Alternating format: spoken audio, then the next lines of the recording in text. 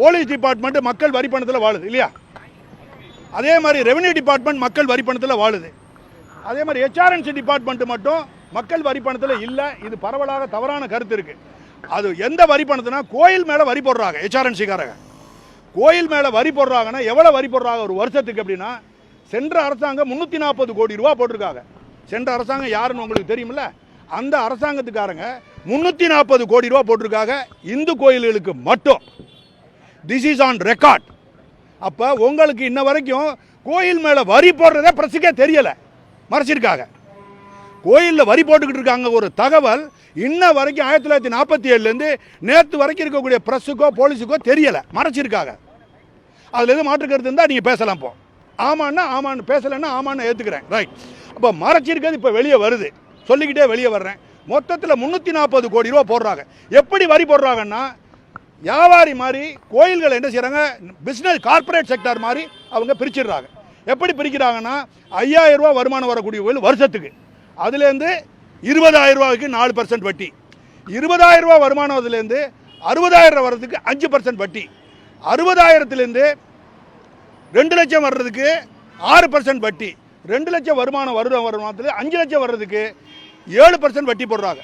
இதெல்லாம் போக 5 லட்சத்துக்கு மேலே வருமானம் வரக்கூடிய கோயில்களுக்கு 12 விழுக்காடு வட்டி போடுறாங்க. இப்படி வட்டி கோயில்களுக்கு போடுறது தமிழ்நாட்டில் இருக்கக்கூடிய எந்த இந்துக்களுக்கும் தெரியவே இல்லை, தெரியறதே கிடையாது. இந்து நிறுவனங்களுக்கு தெரியலை, ஆதீனங்களுக்கு தெரியும், ஆதீனங்கள் பேச மாட்டேங்கிறாங்க. ஆதீனங்களுக்கு முதுகு விலகம் தெரியவே இல்லை. 11 ஆதீனங்களை இந்த வருஷத்தில் இந்த இருக்கக்கூடிய கவர்மெண்ட்டு காலி பண்ணிடுச்சு. 11 ஆதீனங்களை இப்போ இருக்கிற கவர்மெண்ட்டு காலி பண்ணிடுச்சு. இது போக பழைய ஆதீனங்கள் தான் இருக்காங்க, அவங்களுக்கு இது தெரியலை. மொத்தத்தில் பார்த்தீங்கன்னா 12% இப்படிலாம் போட்டு மொத்த வருஷத்துக்கு வரக்கூடிய வருமானம் பழைய கவர்மெண்ட்டு 340 கோடி, அதே கவர்மெண்ட் அடுத்த வருஷம் 370 கோடி போடுறாங்க வட்டி. அதுக்கடுத்து இந்த கவர்மெண்ட் வந்துடுது 2020-21, 20ல் 420 கோடி ரூபா போடுறாங்க. 21ல் இந்த கவர்மெண்ட் 427 கோடியும் இன்னொரு கொஞ்சம் லட்சத்தையும் போட்டுக்கிறாங்க. அது 89 லட்சம். நல்லா கவனிங்க, 429 லட்சம் கோடி, கோடி கமான் கோடி 87 லட்சத்தை வரி போடுறாங்க கோயில் மேலே. எந்த கோயில்னா இந்துக்கள் கோயில் மேலே. சத்தியம் சத்தியம் சத்தியம்.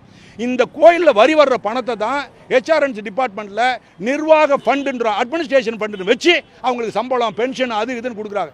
கோயிலில் வேலை பார்க்குறவங்களுக்கு சம்பளத்தையும் கொடுத்து நாங்கள் பென்ஷனையும் கொடுக்க வேண்டியா இருக்குது. நம்ம 56 கோடி மக்கள் இந்துக்கள் இருக்காங்க. 7 கோடிக்கு மேலே ஓட்டு போடாதவங்களாம் சேர்த்த எக்கச்சக்கமாக போடும். அவங்களுக்கு இந்த அறிவு போதுமான நாலேஜ் இல்லை, புரிதல் இல்லாதனால யாருக்குமே தெரியும். இந்த அறிவை கொண்டு போய் சேருங்க. இப்படிப்பட்டு இருக்க போகும்போது கோயில் நிதின்னு ஒன்று இருக்குது, அந்த கோயில் நிதின்னு ஒன்று இருக்குது, அப்புறம் அட்மினிஸ்ட்ரேஷன் ஃபண்டு நிதின்னு ஒன்று இருக்குது. இந்த நிதியில் அவங்க துறைக்கு வேண்டிய எல்லா செலவுகளையும் அதில் எடுத்துக்கிடலாம். ஆனால் சப்போஸ் இந்த காவல் நிலையத்தில் ஒரு ஆய்வாளர் இருக்கார், அவருக்கு பசி எடுத்துருச்சு, அவருக்கு ஏற்கனவே உங்களுடைய வரி பணத்தில் சம்பளம் கொடுக்குறோம், டீ எல்லாம் கொடுக்குறோம், வண்டி கொடுக்குறோம், கார் கொடுக்குறோம், காரோட ஃபியூல் 80 லிட்டர் கொடுக்குறோம் மாதத்துக்கு, மேற்கொண்டு லிட்டர் வேணும்னா அவர் எழுதி டிசிட்டை வாங்கிடுவார், டிசியோ ஜேசிட்டே வாங்கிடுவார். இதுதான். ஆனால் இதுக்கெல்லாம் தேவை, பசிக்குது, காலையில் பர்ஸை எடுத்துகிட்டு வரல, போய் ஒன்று ஒரு பர்டிகுலர் ஹோட்டல், பெரிய ஹோட்டலில் ஒரு 4 இட்லி, இந்த இன்ஸ்பெக்டர் சொன்னால் வருத்தப்படுவாங்க. இது கோயிலில் இந்த போலீஸ் ஸ்டேஷனை மறந்துருக்கேன், எக்ஸ் போலீஸ் ஸ்டேஷனில் இந்த இன்ஸ்பெக்டர் சொல்கிறாரு, போய் ஒன்றே வாங்கிட்டு வராங்க 4 இட்லி வாங்கிட்டு வர, அது 250 ரூபா. அதை என்ன செய்கிறாங்க, பெர்மனெண்ட் அட்வான்ஸ்னு ஒன்று இருக்குது, அதுலேருந்து எடுக்க சொல்கிறாரு. அவர் ஜெயிலுக்கு தான் போகணும். நீங்கள் என்னென்ன சார் இட்லி வாங்கினதுக்கு ஜெயிலா சார் பார்க்குறது வேற. கமான், இட்லி வாங்கலாம், 4 இட்லி 40 இட்லி கூட நீ சாப்பிடு. ஆனால் எதுலேருந்து வரணும், உன் சொந்த பாக்கெட்லேருந்து செலவழிக்கும், சொந்த எக்ஸ்பெண்டிச்சருக்கு, நிலைய சம்பந்தப்பட்ட எக்ஸ்பெண்டிச்சருக்கு ஏற்கனவே அவங்களுக்கு பட்ஜெட் அலோகேஷன் கொடுத்துருக்காங்க, பட்ஜெட்டில் கவர்மெண்ட்டே கொடுத்துருது உங்களுக்கு. அதே மாதிரி ஹெச்ஆர்என்சியில் தங்களுடைய சொந்த நிர்வாகத்துக்கு வேண்டிய செலவு ஹெச்ஆர்என்சி ஃபண்டுன்னு சொல்லி கோடிக்கணக்கான ரூபா வச்சுட்டு ஒரு வருஷத்துக்கு மட்டும் 427 கோடி ரூபா சார்ஜ் பண்ணியிருக்கீங்க last year. This is on record. பிரஸுக்கு தெரியாது, தமிழ்நாட்டில் எந்த பிரஸுக்கு இதை தெரியவே தெரியாது.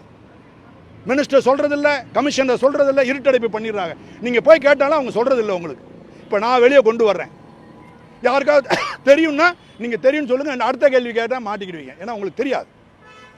இப்படிப்பட்ட 427 கோடியே 89 லட்ச ரூபா வாங்கிக்கிட்டு அதுக்கு பிறகு என்ன செய்கிறாங்க, அங்கே ஆஃபீஸில் என்னென்ன செய்கிறாங்க, மத்தியானம் சாப்பாடு, லஞ்சு சாப்பாடு, அதுக்கு அடுத்தது டிஃபன், அதுக்கு அடுத்தது ஸ்நாக்கு, அது என்னமோ ஸ்நாக்ஸுன்றாங்க, அதில் எழுதியிருக்காங்க ஸ்நாக்ஸா, வாய்த்துலையும் வயிற்றுக்கும் வேண்டிய ஜாமான் இதெல்லாம். அப்போனா பர்சனல் எக்ஸ்பெண்டிச்சர். அது எவ்வளோ பெரிய மீட்டிங்காக இருந்தாலும் சரி, மீட்டிங் இல்லைன்னாலும் சரி. அதுக்கு அடுத்தது வாட்டர் பாட்டில் 2ஆக பிரிக்கிறாங்க. வாட்டர் பாட்டில் கீழே இருக்கக்கூடிய பணியாளர்களுக்கு வாட்டர் கேன், உயரதிகாரிகளுக்கு வாட்டர் பாட்டில். நல்ல வாட்டர் பாட்டில் கொடுங்க, பிஸ்லரி குடிங்க, உன் சம்பளத்தில் குடி. கோயிலேருந்து திருடாத, கோயிலேருந்து கையாடல் பண்ணாத, அநியாயம் பண்ணாத. ஏற்கனவே கோயில் சீரழியுது. பெரிய பெரிய கோயில்கள்லாம் உள்ளே போனால், கோயில் அவ்வளோ பெரிய கோயிலாக இருக்குது, 18 ஏக்கரா இருக்குது, 8 ஏக்கரா கோயில் இருக்குது. உள்ளே போனால் வஸ்திரம் கிடையாது, லிங்கத்தில் நஞ்ச வச்சத்தை போட்டு வச்சுருக்காங்க. அர்ச்சகரை பார்த்தா அவர் கட்டியிருக்க ஆடை நஞ்சு போய் உள்ளே இருக்கிற ஒரு கோமணம் தெரியுது.